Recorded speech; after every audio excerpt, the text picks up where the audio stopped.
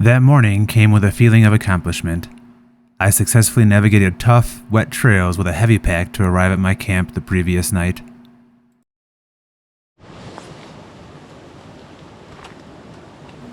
I was proud of myself for taking my time and finding the footing my feet needed. Eager for experience and completion in my younger days, I may have slipped and become one with the forest forever. The sun shone through the trees, filtering down to the ground, warming the earth. A mist rose in the air from the previous day's rain.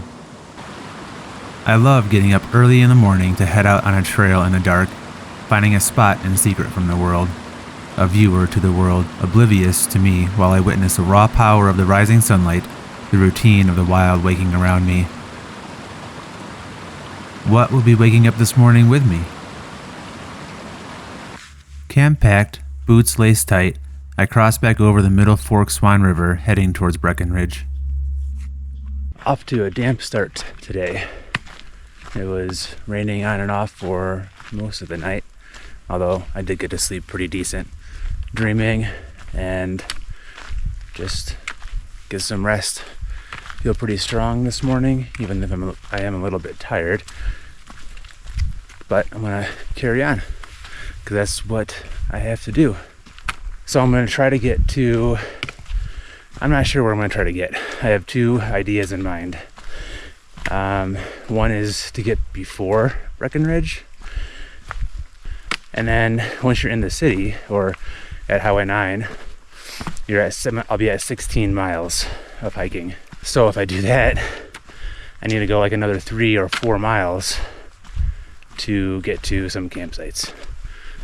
So we'll see how it gets when I get to 12 miles, how I'm feeling, what time it is, and if I want to try to do another 8. So I think the 20-mile mark is my ultimate goal, and the 12-mile is my minimum.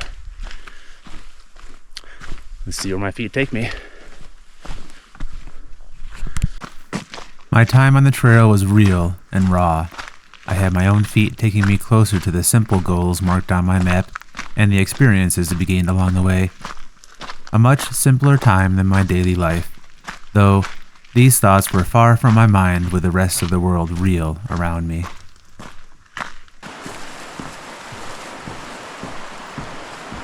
The trail was incredible that morning. A moody mist still hung in the air, not quite burned off by the sun. A crow cackled off in the distance.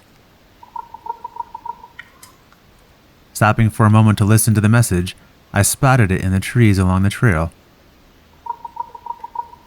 It would shrug its wings when it spoke. A spooky apparition roosted in a leafless tree branch deep in the mist. Was the crow interrupting my morning travels to bring attention to something? For me to look deeper at my situation. I carried on along the trail, passing under the crow with a renewed trust in my intuition. Not long after, I heard another sound in the forest, the sound of a battle. I paused on the trail next to a large fir, my ears focused on the growing intensity of the fight.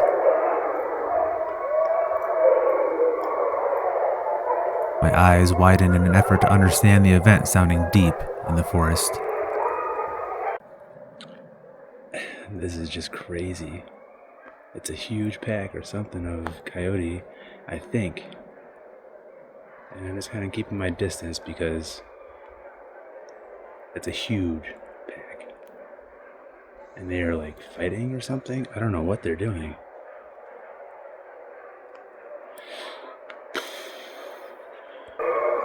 A dog's high-pitched yelp, a thud as if it was picked up and thrown against the soft, loamy forest floor.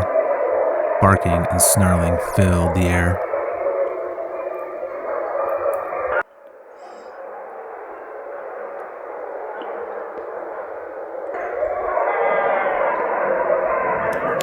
The battle's intensity would slow for a moment, and I thought it might be over. Then another dog's growl would rumble through the leaves, turning into a massive bark resonating through the mist in the air. This started the entire battle off again. It continued on like this, a circular force driving itself over and over again. Sometimes I think I hear a person is shouting, but then I think it's a dog. They're still going. They slowed down for a second, and now they're just still going at it. I know I go up the hill, or I go up a little ways, and I curve around to the right, but I just don't want to take the chance. So we're still going to chill here for a while till they chill out and disperse. It's going to be a little bit. I'm thinking two things right now. One, they're interested in each other, so would they care if I walked by?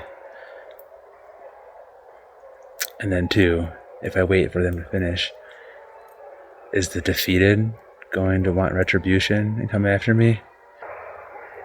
Shortening my hiking poles into makeshift spears and clenching them in my hands, I boldly took a step down the trail towards the raging battle. This was surreal, to be close to someone else's battle and attempting to pass by unnoticed. My adrenaline surged, heart racing, ready to defend myself. Alright, I'm going to tell this how it is. It was harrowing, because I really thought it was coyotes, but they are sled dogs, and it's mealtime. What a rush.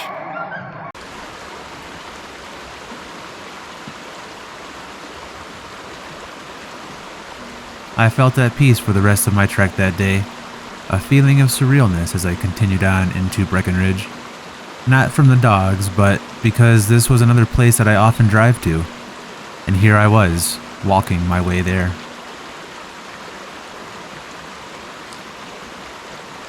I just want to record this before it comes off of my mind, but I ran into a fine gentleman from Scotland, south of Glasgow. I didn't catch his name, but that's okay. He is hiking the CDT, the Continental Divide Trail.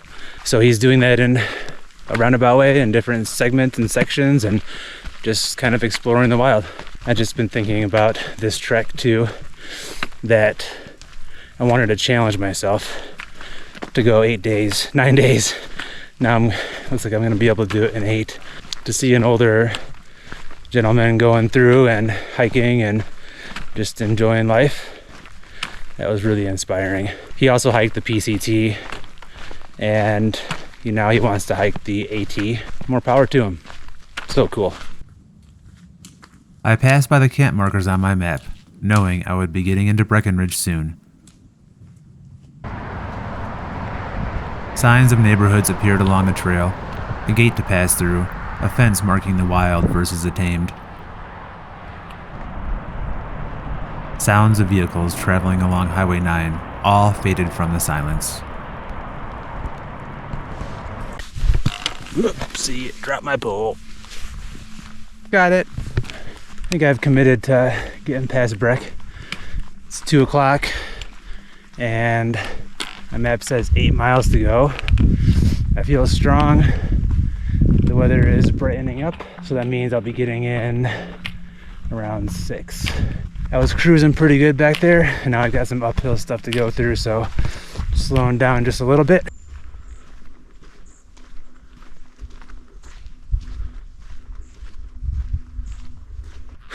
Well, the sun is shining. It was shining. It's behind some more clouds up that way. Hopefully I'll have a nice dry night tonight. It'd be a nice change of pace. Please, Mother Nature, have mercy. The view of Tenmile Range the entire time. Going over that tomorrow.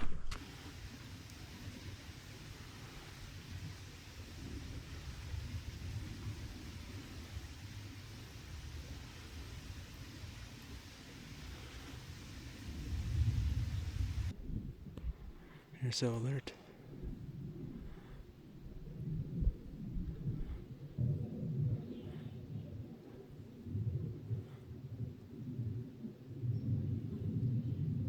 Almost to Breckenridge. You can see the highway and hear it. It is very loud. I've been by the bus stop driving before on 9, so I don't remember offhand, but I told myself if there's a convenience store, I'm gonna stop in and get some Skittles. I got like 4 more miles till I camp. Hopefully the rain will be died down by then. It's gonna be 20 miles. Another personal best. All right, segment 7 begins here at the Gold Hill Trail. I'm gonna go in a few miles. There's a note for a camp that's 3.7 miles in. So I have to go up 1,000 feet.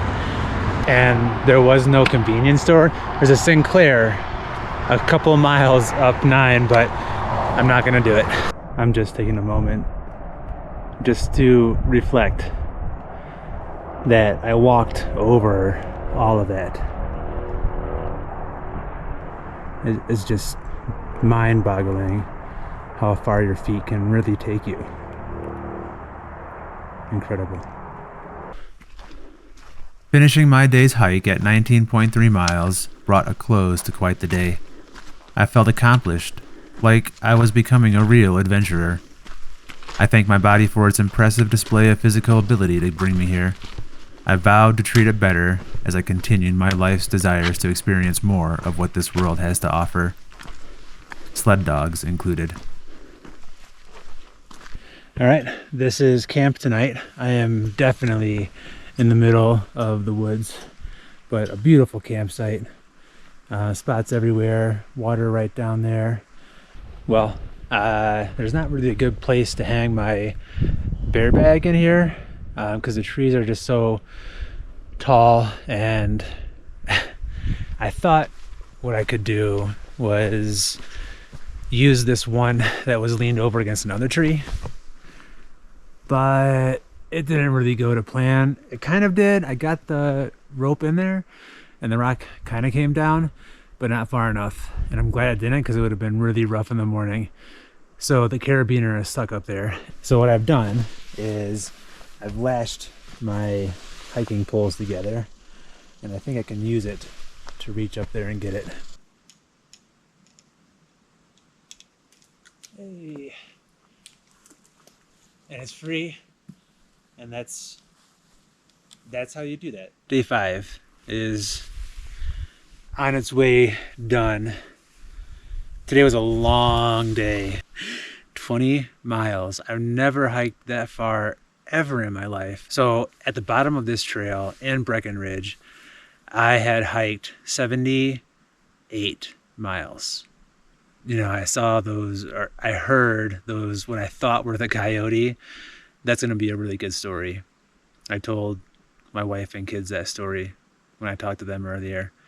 And that's just, I was really, really thinking, honest to God, that was a huge pack of coyote. When you're in the woods for a while, your mind, you really go to some primal instincts of what's actually happening. But it ended up being just some sled dogs in a kennel. And the rest of the hike was just incredible. I just cruised along. I had a climb in the beginning.